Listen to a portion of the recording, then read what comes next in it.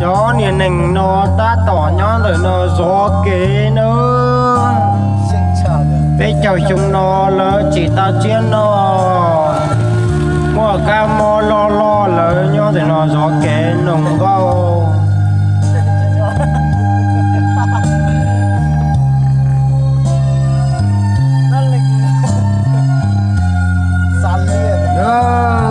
bây giờ bây tụi sư bây giờ nó nồng gâu gió kế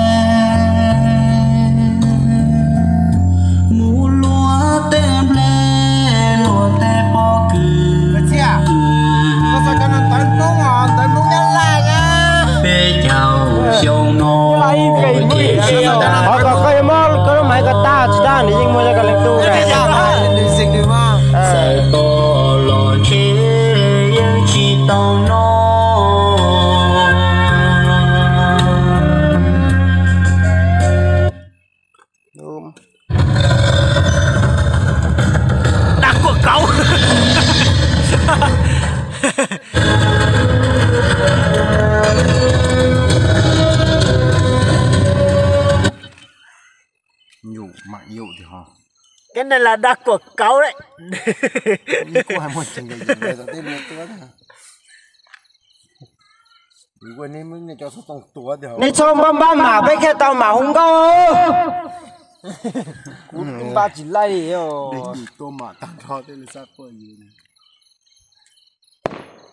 Yo.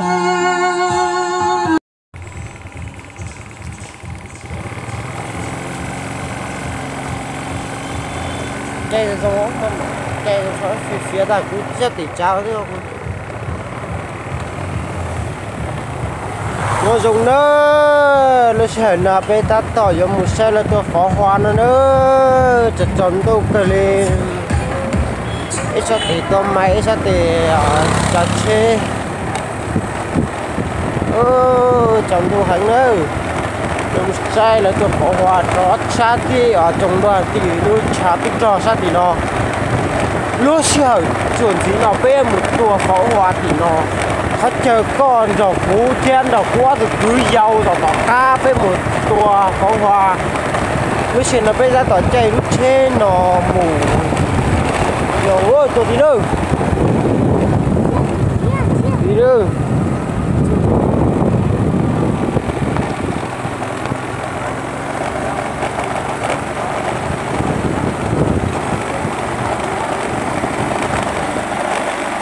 thiên hình chỉ ta tỏ nho là nó bây giờ muốn nó cháu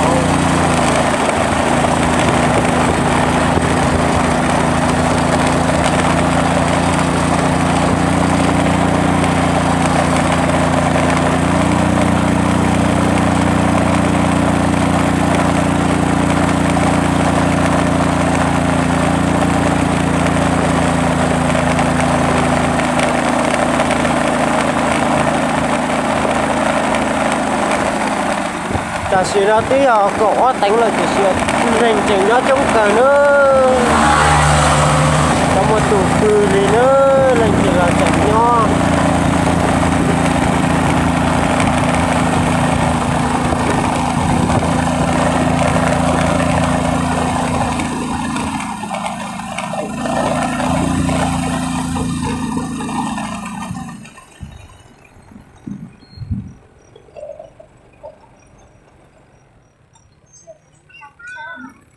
hả?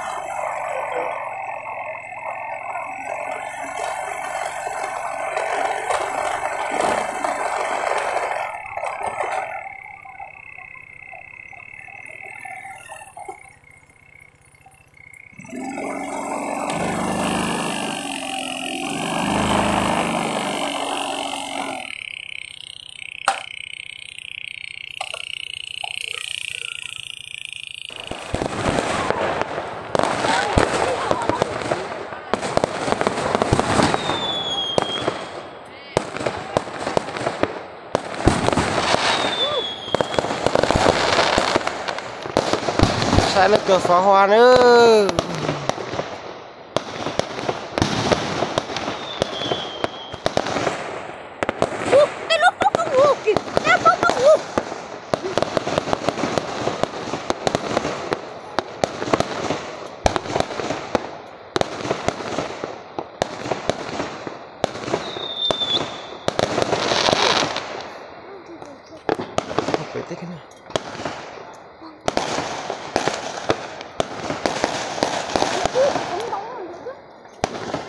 Nó có sọt thay gió ai nè, sọt thay gió nước không?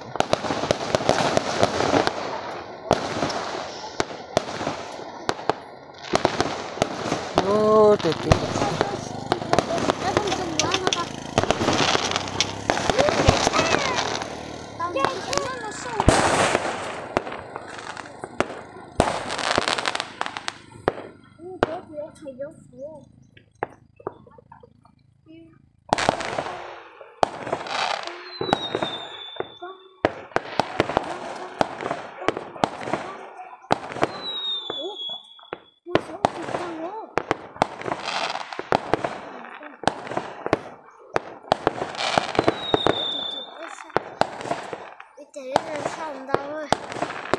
Thì xong rồi khỏi là nhá phở phở vậy để cái lòng mình đâu rồi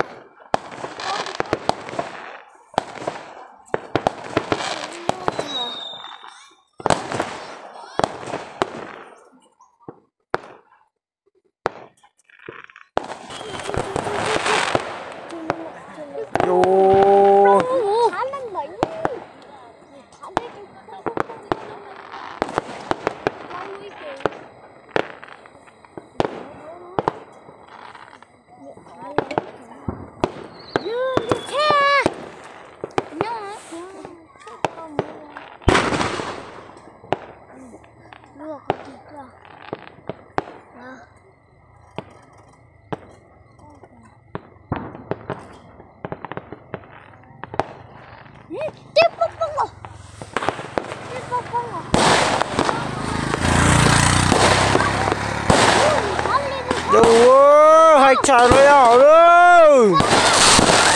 Rồi.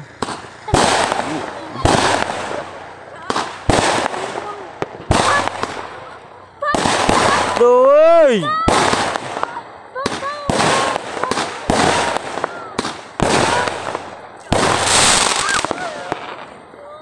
Đồ. Chọc.